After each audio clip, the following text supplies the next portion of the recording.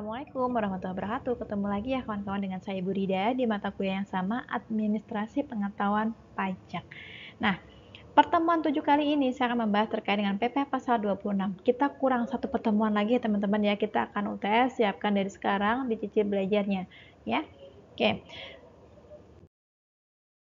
Sepokok bahasan untuk PPh pasal 26 ini ada banyak teman-teman. Kita akan membahas terkait dengan definisi, subjek pajak luar negeri, siapa pemotongnya, siapa yang dikecualikan dari pemotong, apa saja objeknya, berapa tarifnya, sistem pengenaannya apa saja. Kemudian sedikit menyinggung terkait dengan Omnibus Law, P3B untuk dividen bunga dan royalti, kapan si PPh pasal 26 itu harus terutang, kemudian kapan harus dipotong, kapan menyetor, kapan melapor, kemudian terkait dengan pengurangan dari PUT ya, kemudian bagaimana perhitungannya. Lanjut kepada premi asuransi dan asuransi teman-teman. Kemudian kita juga akan membahas ya tata cara pemotongan, kemudian ada yang namanya PPh pasal 26, ada final dan non-final, ada metode gross up, ada elektronik SPT, ada imbalan hubungan dengan jasa pekerjaan dan kegiatan biaya data treaty. Kemudian ada juga yang namanya sistem pemotongan PPh. Statusnya adalah wajib pajak luar negeri yang memperoleh gaji sebagian ya atau seluruhnya. Dan yang terakhir adalah studi kasus atau contoh perhitungan. Teman-teman, yang perlu teman-teman pelajari adalah yang pertama, konsep definisi, kemudian siapa subjek pajaknya, siapa pemotongnya, apa saja objeknya, kemudian tarifnya berapa persen, kapan kita harus setor, kapan kita harus lapor, dan menggunakan apa pelaporannya, termasuk contoh penghitungannya bagaimana. Ya, itu saja yang harus dipelajari. Definisi untuk PPh pasal 26, PPh pasal 26 adalah PPh yang dikenakan atau dipotong atas penghasilan yang bersumber dari Indonesia yang diterima atau diperoleh wajib pajak luar negeri, teman-teman.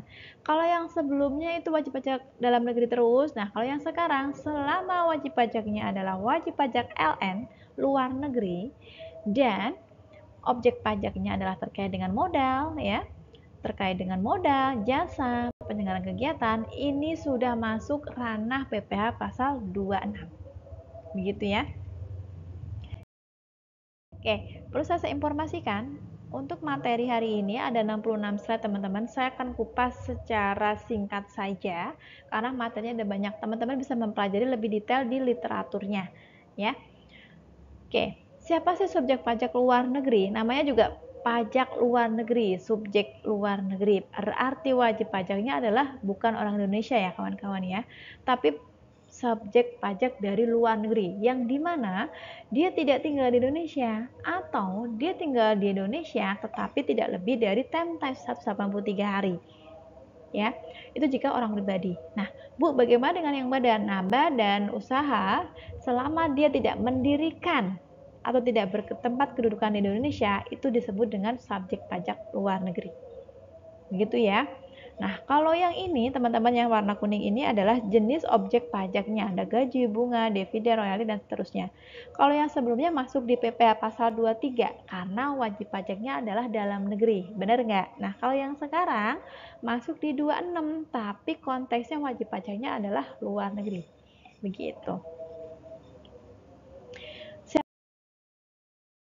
Siapa sih pemotongnya? Pemotong yang pertama adalah badan pemerintah, subjek pajak dalam negeri, penyelenggara kegiatan, BUT, dan perwakilan perusahaan luar negeri. Siapa sih yang dikecualikan Bu dari pemotong PPh pasal 26 adalah BUT. Bu, bedanya sama yang di sini apa? Kalau di sini adalah yang tidak menanamkan kembali di Indonesia, tapi kalau yang dikecualikan adalah BUT yang dia memang memiliki usaha tapi ditanamkan kembali di Indonesia modalnya. Dia membuka usaha lagi di Indonesia, begitu maksudnya ya. Nah, jenis-jenis daripada objek pajak tuh ini teman-teman ya. Ada yang namanya dividen, bunga, royalti, premium, diskonto, sewa, dan seterusnya. Imbalan hubungan dengan jasa, pekerjaan dan kegiatan, ada hadiah, pensiun, premi asuransi, keuntungan karena bebasan utang, dan seterusnya. Ini tarif umumnya PPh pasal 26 adalah 20% saja teman-teman dari bruto ya. Ingat ya, dari bruto. Ini di bawah hanya contoh saja, misalkan atlet atau wajib pajak luar negeri dia menang lomba terus dapat hadiah gitu ya. Tarifnya berapa? 20% sama. Maksudnya begitu.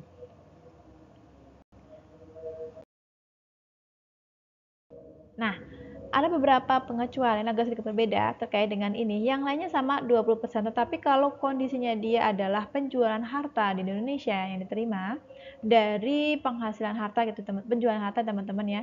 Ini ada tarifnya lagi 25 sebelum tarif PPh pasal 20%. 26 ya. Jadi 25 dulu dikalikan dengan harga jual, kemudian baru ditentukan PPh pasal 26-nya. Artinya 20% dikali dengan 25 yang tadi. Dikalikan dengan harga jual. Begitu.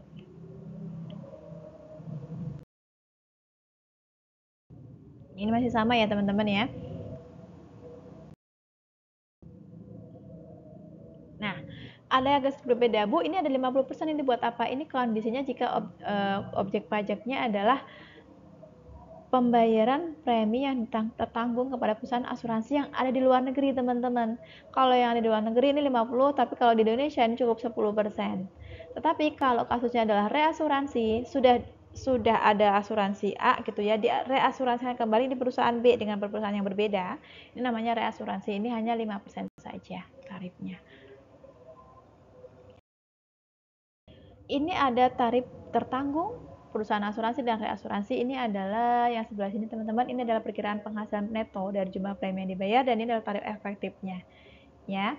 Bu, bagaimana jika kondisinya ada perjanjian P3B, perjanjian penghindaran pajak berganda atau tax treaty? Itu biasanya dengan tarif pajak domestik bagaimana Bu, mana yang dipakai? Nah, selama ada perjanjian P3B antar dua negara, yang dipakai adalah tarif P3B ya teman-teman ya, bukan tarif domestik. Contohnya di sini misalkan Indonesia sudah join dengan atau melakukan kerjasama dengan Arab Saudi.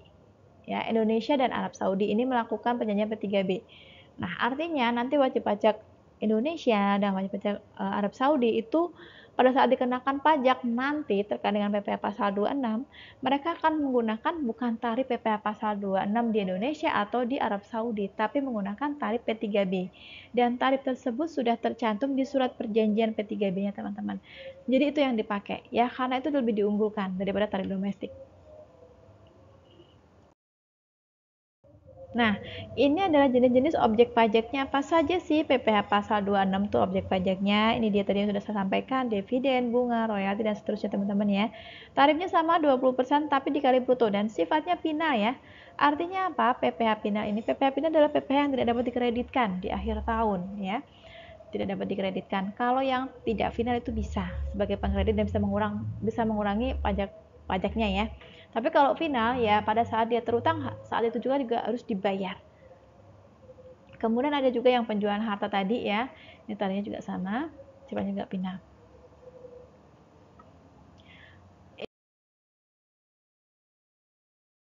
Ini masih sama. Nah, kalau yang tiga ini terkait asuransi dan reasuransi, teman-teman tarifnya spesial sendiri ya, ada 10%, 2%, dan 1%, semua dari bruto dan sifatnya final. Kemudian penjualan saham ini 5% dari harga jual sifatnya final, dan laba atau capital gain ini 20% sifatnya final ya. Sistem pengenaan pajak terdiri dari dua ya teman-teman ya, ada yang kita self assessment, ada yang withholding, ada yang official, ada tiga sebenarnya. Nah, ini adalah contoh perhitungan PPh pasal 26 atas premi asuransi. Sebenarnya sih mudah teman-teman, yang penting tarifnya teman-teman hafal, 20% dikalikan jumlah bruto. Ya, saya ambil contoh saja satu saja ya, contohnya ya. Yang pertama, PT KAM membayar premi asuransi kepada perusahaan asuransi Global Institute Limited ya yang berkedudukan di Australia sebesar 600 juta. Atas pembayaran premi ini wajib dipotong PPh pasal 26 oleh PT KAM sebesar. Nah, kita tinggal kalikan saja karena tadinya 20% berarti 20% ya dikalikan 50% dikalikan dengan 600 juta ya. Nah, tarifnya kalau yang tadi kan kita sudah sampaikan ya, sebelum dipotong, kalau untuk khusus premi asuransi, reasuransi tarifnya agak sedikit lain ya. Di tabel yang sebelumnya tadi, tarifnya sudah ada ya, ada 20 dan 50. Ya, 20 untuk yang PPh pasal 26, 50-nya yang dari ketentuan khususnya. Ketemu yang namanya 20 juta. Nah, kalau yang lainnya juga sama kurang lebih ya. Tergantung apakah dia dari tertanggungnya dari asuransinya dari luar negeri ya, luar negeri ataukah mungkin dari Indonesia ya. Ini juga sudah ada ngikutin tarif yang ada di tabel yang sebelumnya tadi ya teman-teman ya. Oke. Nah, ini juga sama, ini 20% juga teman-teman. Ini hanya contoh saja ya.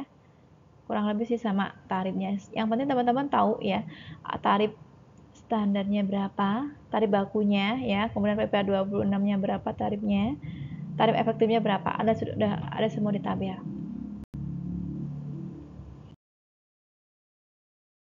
Terkait dengan Omnibus Law, ini sebenarnya juga kurang lebih sama sih teman-teman. Ini hanya membahas terkait dengan Undang-Undang Cipta Kerja di tahun 2020 ya, terkait dengan fleksibilitas tarif PPh atau pembayaran gaji. Jadi nyangkutin nih pajaknya berapa sih untuk Undang-Undang Tenaga Kerja kan gitu ya. Tapi sejatinya sama untuk PPh adalah 20%. Ya ini untuk objek pajaknya sama kurang lebih ya. Saya skip yang sudah saya bahas. Ini juga sudah saya sampaikan ya, intinya adalah 20% ya. Nah, ini oke, ini kurang lebih sih sama ya. Untuk contoh kasusnya saya sendiri teman-teman, mudah sih kalau saya bilang ya.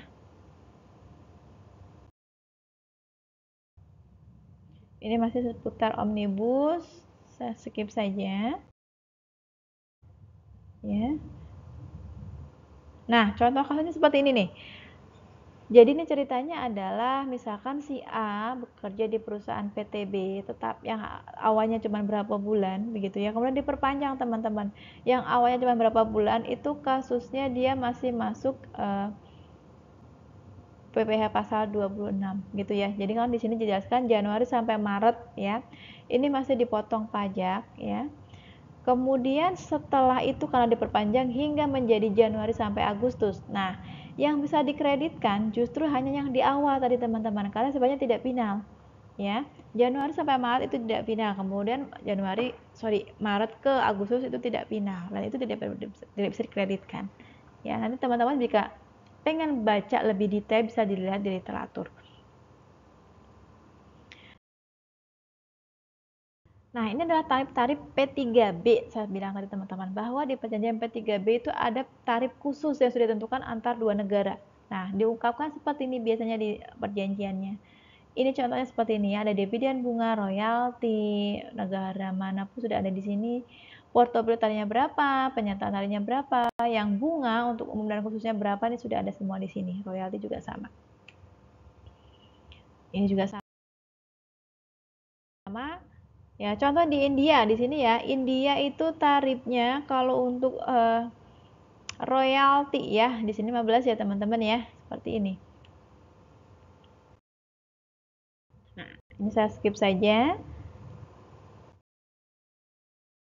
Nah, contoh royalti yang tadi saya bilang, royalti tadi kan karena P3B 15% ya, langsung saja dikalikan dengan 15% teman-teman. Bu, yang 5% ini apa? Yang 5% ini ternyata adalah penggunaan copyright-nya ya. Dari penjualan bersih kan biasanya suka ada neto ya, ada neto ada bruto. Nah, karena ini sudah diungkapkan di soal neto, berarti langsung saja pakaikan 5%-nya.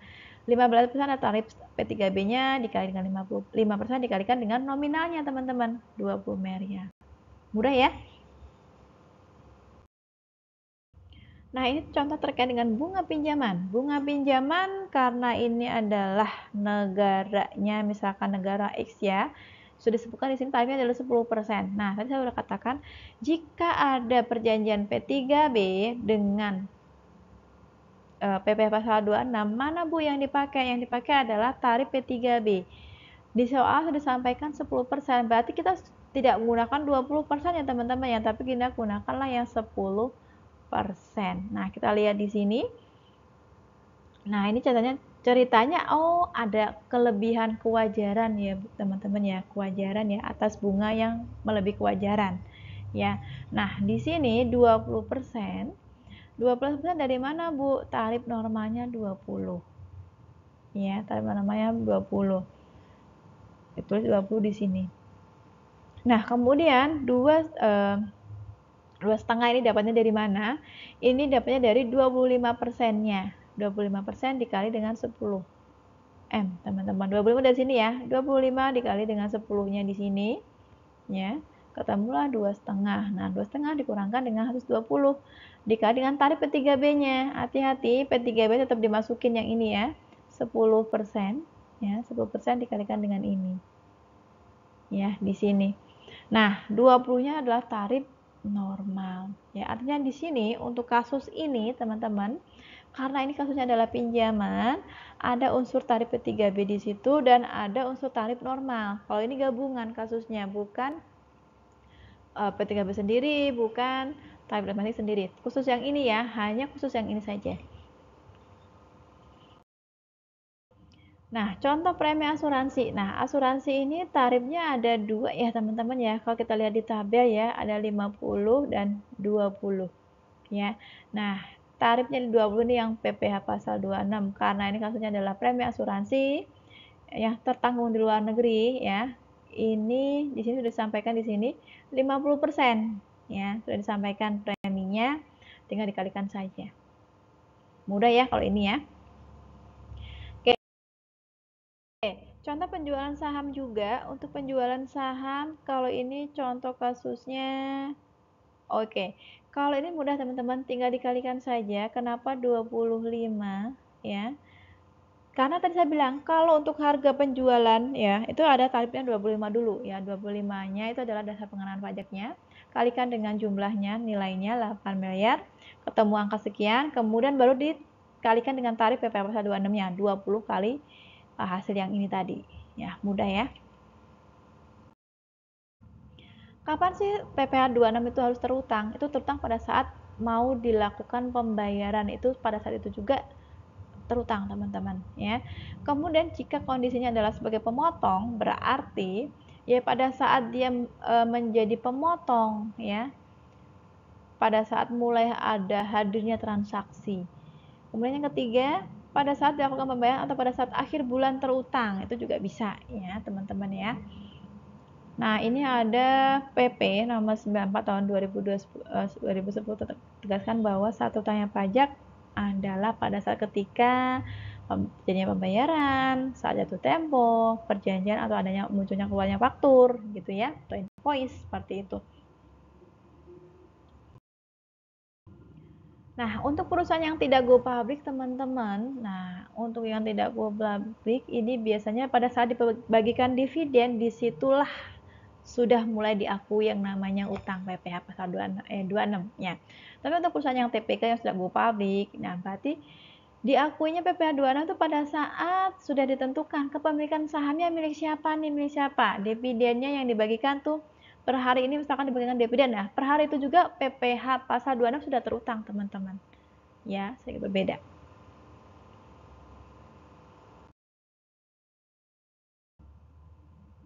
Nah, yang perlu diingat pada saat pemotong, siapapun yang menjadi pemotong yang ditunjuk, tadi sudah disampaikan ada pemerintahan pemerintah dan seterusnya teman-teman ya.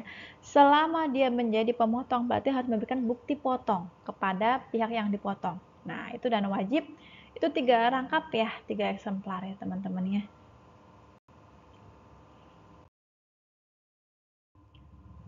Nah, kapan sih kita harus setor ya? Kita harus menyetorkan PPh pasal 26 itu ketika batas waktunya adalah paling lambat tanggal 10, teman-teman. Setelah masa pajak berakhir ya. Ingat-ingat ya. Paling lambat tanggal 10 penyetorannya. Menggunakan form tentunya POM PPh pasal 26. Nah, kapan sih kita harus lapor, Bu? Nah, batas waktu pelaporan adalah tanggal paling lambat 20. Kalau yang tadi penyetorannya ada tanggal 10, kalau pelaporannya adalah paling lambat tanggal 20 hari setelah masa pajak berakhir. Ini adalah perlakuan perpajakan atau penghasilan PKP sesuai dikurangi pajak dari satu bentuk. Nah, kalau ini sama sih teman-teman, sebenarnya pada dasarnya sama ya. Tarifnya adalah 20%. Saya tidak jelaskan secara lebih detail ya, teman-teman juga bisa pelajari sendiri nanti di literaturnya ya, karena ini juga sebenarnya banyak sekali. Ya, tapi pada dasarnya tarifnya pun sama ya, 20%. Hanya saja ini dijelaskan untuk pajak yang apa saja nih, objek pajak yang apa saja nih yang perlu disampaikan ketentuannya ya. Ini saya skip.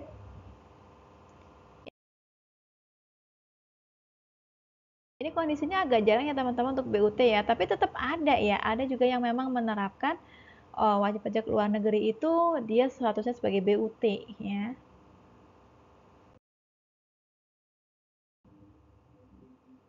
Nah, oke. Nah, sekarang saya masuk lagi ke perhitungan. Tadi sudah saya sampaikan di awal bahwa tarifnya adalah secara umum untuk PPh pasal 26 ini adalah 20% ya.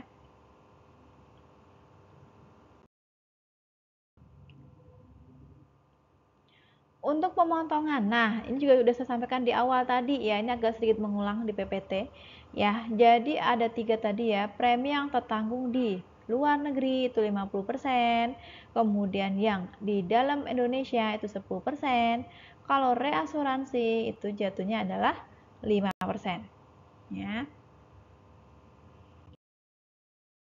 Ini juga sama seperti yang tadi ya teman-teman ya. Kurang lebih sama, cara ngitungnya juga mudah sekali. Tinggal dihitung, oh kalau dia asuransinya 50, di luar negeri berarti ya 50% kan gitu ya. Tinggal dikalikan dengan 20, tambahkan dengan 20 lagi. Kalau misalkan dia di dalam negeri berarti tadi berapa? 10% dikalikan lagi dengan PPh pasal 26 20 begitu ya. Mudah. Ini juga sama, ini sudah disampaikan di awal. Ini juga. Ini adalah tata cara pemotongan teman-teman. Objek pajak tadi sudah saya sampaikan di awal juga ya, sudah ada ya untuk objek pemotongannya. Apa saja, targetnya juga sudah 20%. Penunjuk sebagai pemotong, tadi sudah sampaikan juga siapa sih sebagai pemotongnya. Ini bisa jadi orang pribadi teman-teman ya. Kalau orang pribadi siapa Bu yang menjadi pemotong PPh pasal 26? Bisa jadi pengacara, akuntan, arsitek, dokter, konsultan, notaris, penilai, aktuari dan seterusnya. Ini sudah ada. Ya, yang dikecualikan tentu wajib pajak pribadi luar negeri yang menerima penghasilan dari penjualan atau pengalihan harta yang misalnya tidak melebihi 10 juta teman-teman, ini yang dikecualikan ya.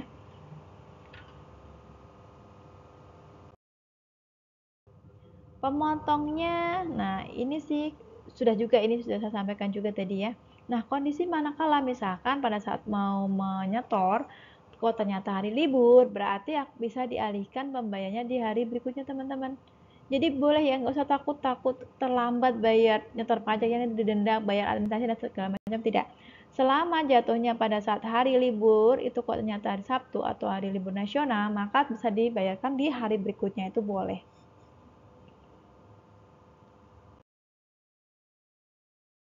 Nah, pada saat pelaporan menggunakan apa Bu? Pada saat pelaporan itu menggunakan ESPT ya, atau SPT elektronik teman-teman ya. Kemudian di bentuknya adalah apa sih yang disebutkan menggunakan SSP ya, surat setoran pajak. Ini dia, kemana Bu? Ke KPP tentunya ya. Paling lambat kapan Bu? Paling lambat tanggal 20 setelah masa pajak terakhir. Ya, ini paling lambat saja. Tapi kalau teman-teman misalkan mau bayar Bu dan bayar tanggal 10 ya nggak ada masalah ya, karena batas paling maksimalnya ada 20. Ini adalah aturan di mana PPh pasal 26 yang tadinya final menjadi tidak final, teman-teman ya. Ini ada pengecualian. Pada prinsipnya, pemotongan pajak atas wajib pajak luar negeri bersifat final. Kecuali artinya yang di sini tidak final. Kalau yang tadi saya sampaikan di awal itu semuanya adalah final. Nah, kalau yang ini teman-teman ini tidak final ya.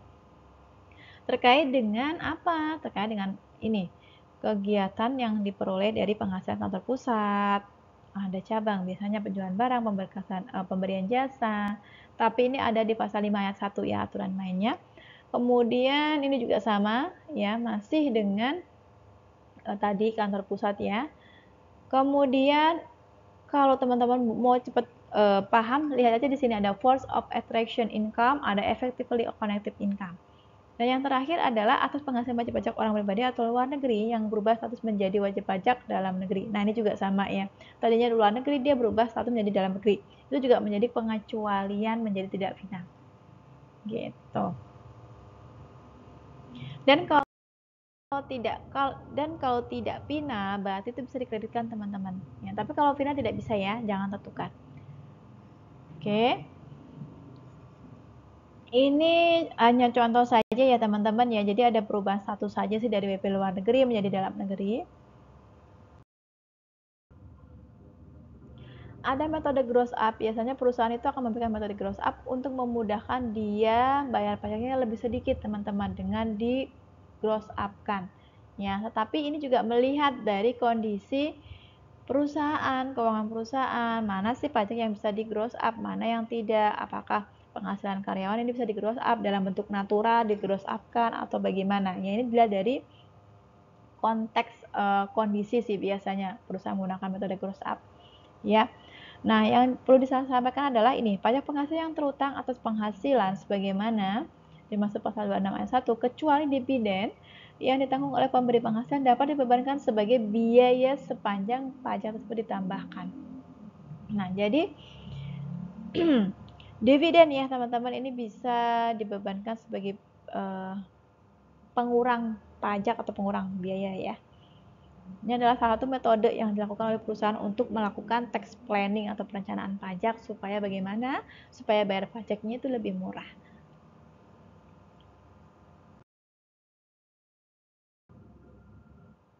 Nah, metode gross up contohnya seperti ini. PT ABC membayar bunga pinjaman kepada bank di luar negeri atau Hong Kong sebesar 100 juta yang sesuai dengan perjanjian pajak penghasilan yang ditanggung oleh badan atau PT ABC. Tarif pemotongan PPh pasal 26 adalah 20%. Berapa sih dasar pengenaan pajaknya? Kita hitung dulu teman-teman, 100/80. Bu, kenapa 100/80? Ya, 100 adalah dikategorikan seolah-olah bayar pajaknya adalah full 100%. Ya. 80 ini dikategorikan adalah belum exclude. Harusnya kan 100 ya, ada selisih 20, benar nggak? Nah, 20-nya itu sudah masuk di PPh pasal 26, 20%. Artinya di sini adalah 80-nya. Begitu. Jadi 100 dibagi per 80 dikali dengan nominalnya tadi di sini. Masukkan ketemu sekian ya. Nah, baru dihitung nih PPh pasal 26 berapa? Kalikan dengan tarif normal ya, 20% dikalikan yang tadi dasar pengenaan pajaknya. Mudah dimengerti ya kalau ini ya. Nah, terus berapa Bu jumlah biaya bunganya? Tinggal di hitung saja teman-teman ya. 100 juta ya, 100 juta yang dari ini ditambahkan dengan dasar pengenaan pajaknya. Ketemulah 125. Ini adalah jumlah biaya bunga yang boleh dikurangkan, teman-teman. Dan ini bisa menjadi pengurang pajak. Nah, tapi kalau ditanya berapa sih Bu PPh pasal 26 yang terutang, yang ini saja 25 juta saja, yang ini ya. Oke.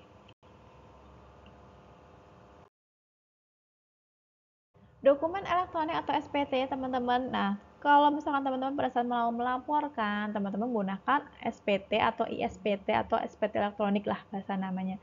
Dan ini adalah dasar hukumnya. Saya juga nggak hafal ya, jadi nggak usah dihafalkan ya kalau ini.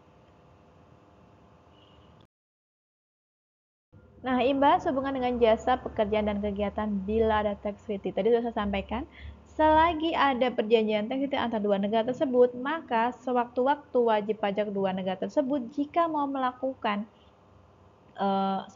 jika objek pajaknya dikenai pajak, dia akan menggunakan tarif tax treaty, bukan tarif domestik antar dua negara tersebut, beda ya.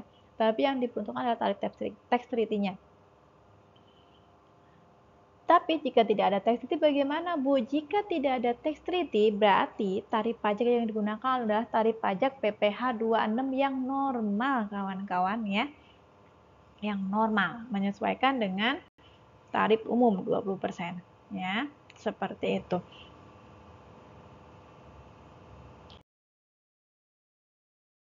Nah, ini adalah contoh daripada imbalan sehubungan dengan jasa. Ya, ini contoh saja teman-teman ya. PT Sistema Indonesia melakukan pembayaran kepada Sistem International Corporation atas jasa manajemen senilai 500 juta. Sistem ini kedudukan di Inggris yang dibuktikan dengan surat SKD. Penyerahan jasa oleh Sistem International Corporation tersebut dilakukan langsung tanpa melalui BUT di Indonesia. Bagaimana kewajiban pemotong atau pemungutannya? Nah, ini disampaikan ya, bahwa Inggris adalah salah satu mitra. Kalau dia sudah melakukan P3B di Indonesia, berarti tarif pajak yang digunakan adalah menggunakan tarif pajak tax treaty, teman-teman. Cuman di contoh soal ini tidak disebutkan berapa sih tarifnya, P3B-nya berapa, di tarif P3B-nya berapa. Ya, tapi selama dua negara ini melakukan perjanjian P3B, ya sudah gunakan tarif tax treaty, teman. Berdasarkan P3B Indonesia dan Inggris, maka penghasilan dari jasa hanya dikenakan pajak di Inggris karena sistem international corporation tidak mempunyai BUT di Indonesia. Nah, teman-teman yang perlu saya sampaikan juga adalah di perjanjian P3B itu akan ditentukan apakah pajaknya itu di negara sumber atau negara di domisili. Bedanya apa, Bu? Kalau di negara sumber itu berarti dipajaki dari sumber tempat negara tersebut berasal. Jadi penghasilannya itu dilihat dari negara sumber. Sumbernya dari mana? Misalkan sumbernya dari negara Indonesia, berarti Indonesia lah yang memajaki, yang punya hak memajaki. Kalau negara domisili berdasarkan pemajakan domisili ya, jadi dilihatnya bukan dari negara sumber seperti yang tadi, tapi dilihat dari domisilinya. Misalkan wajib pajak si A, oh dia domisilinya di negara Amerika. Nah, berarti yang berhak memajaki adalah negara Amerika. Karena dilihat pajaknya adalah menggunakan metode negara domisili. Penggunaan metode domisili. Ya, jadi gitu ya. Kalau di pajak P3B seperti itu, berdasarkan pemajakannya berdasarkan sumber ataukah berdasarkan domisili. Jadi sudah jelas di situ siapa sih yang harus memajaki, Indonesia kah atau Amerika kah, itu sudah jelas semua di P3B. Tidak bisa kedua-duanya memajaki, teman-teman, karena memang P3B ini disusun untuk supaya apa? Supaya tidak terjadi supaya tidak jadi pengenaan pajak secara berganda, begitu. Makanya diatur, ya. Nah, ini kita ke belakang membahas tentang contoh kasus ya, teman-teman ya. Saya coba uraikan secara ringkas dan teman-teman supaya cepat paham juga ya. Oke, ini contohnya ceritanya, oh ini adalah kurs di mana wajib pajak luar negeri memperoleh gaji, teman-teman. Karena uangnya adalah berupa US dollar, berarti caranya kita adalah kita kalikan dengan kurs ya. Kita Indonesiakan dulu, bahasanya kita konversi dulu. Sekian ya gajinya ya, 2.500. Nah, di sini kita kalikan dengan kurs Indonesia, ketemulah angka 35 juta. Nah, habis itu kita tinggal kalikan dengan tarif PPh pasal 26, teman-teman. Ya, tinggal dikalikan. 20% dikali dengan dikalikan dengan hasilnya. Nah, tapi dilihat dulu di sini, teman-teman ya. Dilihat dulu ada kurs, oke. Kurs Menteri Keuangan ya. Ini kan 14.000 ya, ini harusnya 14.000 ya, teman-teman ya. Ini salah ketik ya. Kemudian dikalikan dengan tarif PPh pasal 26. Oke. Nah, karena salah ngitung jadi angkanya beda, tapi teman-teman bisa ngitung ya. Intinya adalah kita kalikan dulu dengan nilai kurs ya. Nilai kurs yang dipakai kala itu. Ya, karena gajinya ini adalah US, berarti kita kalikan total US per bulan dikalikan dengan kursnya. Kalau sudah ketemu angka segini, kemudian kita baru kalikan dengan 20%-nya. Ini karena salah ya, teman-teman ya. Nanti bisa dihitung sendiri. Nah, ini adalah contoh perhitungan PPh pasal 66 juga. Ini banyak banget contohnya ya, kasusnya ya. Nanti teman-teman juga bisa baca.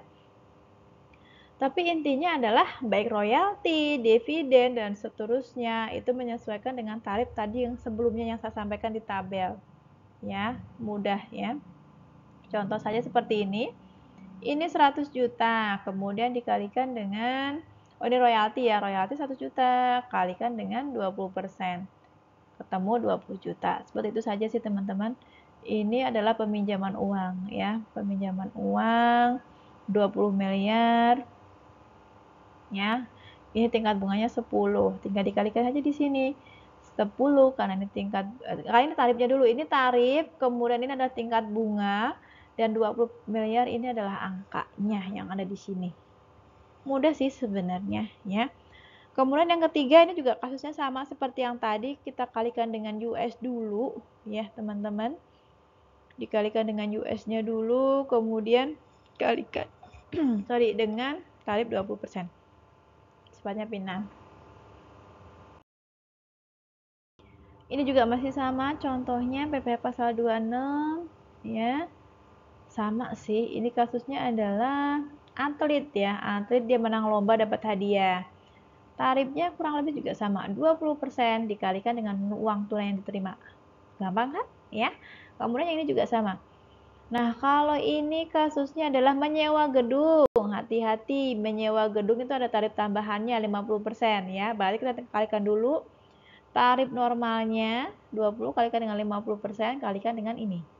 Angkanya ya, angkanya 2 miliar ini ketemulah segini. Oke, mudah ya. Kemudian yang ini gedung ceritanya ya, asuransi gedung. Nah, kalau asuransi gedung kali ini di dalam negeri berarti 10% tarifnya teman-teman. Nah, tinggal kalikan dengan tarif normalnya. Kalikan nominalnya, mudah. Terus kalau yang ini adalah BUT, kasus BUT nih ceritanya. Kalau BUT tarif PPh-nya 25 ya, karena ini kan diibaratkan sebagai badan ya. Kemudian tinggal dikurangkan, ada branch profitnya di sini. Nah, tinggal dikalikan saja 20 ya dari PPh 26 yang tadi. Jadi ini kasusnya jika PPh 26 setelah ada B sudah dipotong tapi dipotong kembali ya branch profit itu ya. 20 ketemulah segini.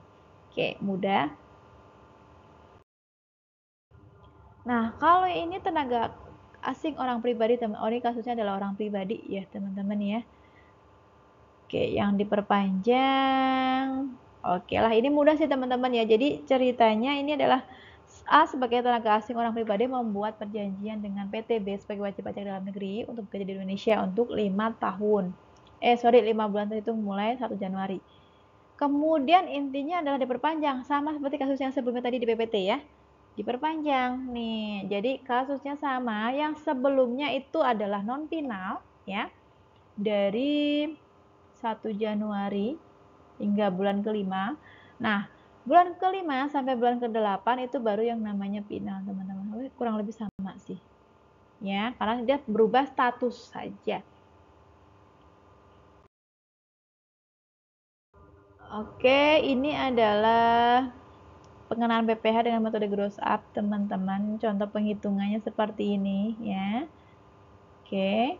Nanti bisa dibaca lebih detail ya. Oke, ini juga sama masih kasus yang tadi ya. Masih sama. Ini saya skip saja teman-teman ya, karena lumayan banyak juga, tapi teman-teman bisa dipelajari ya. Karena ini agak panjang, tapi intinya adalah bagaimana sih pelakuan PPh pasal ada pembayaran marketing.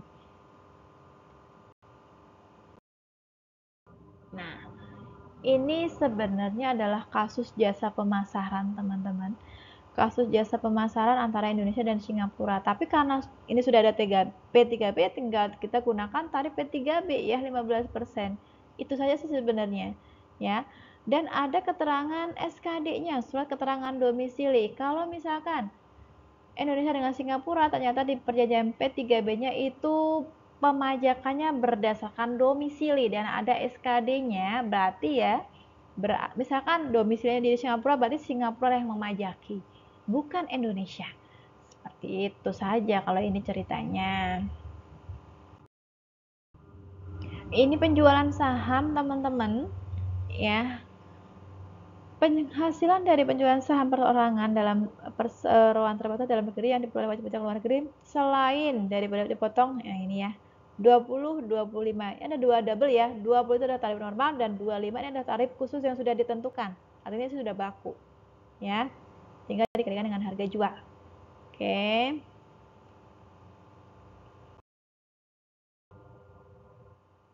ini penjelasannya ya teman-teman, tapi sih caranya sama, penghitungan tarifnya sama. Yang penting teman-teman memahami tarif dasarnya dan ada tarif tambahannya. Itu saja sih sebenarnya. Ya, oke, cukup ya untuk kali ini saya buat singkat supaya teman-teman juga nggak bosen. Tetapi materi tetap masuk, kita buat enjoy saja untuk belajar ya, karena belajar itu butuh waktu berjam-jam. Kalau kita cuma belajar sejam itu kurang. Kalau kita belajar 2 jam, insya Allah memadai teman-teman. Ya, namanya kita belajar itu butuh proses dan itu tidak instan. Mie instan aja kita perlu harus rebus dulu mie-nya, kita harus rebus dulu airnya, bener nggak?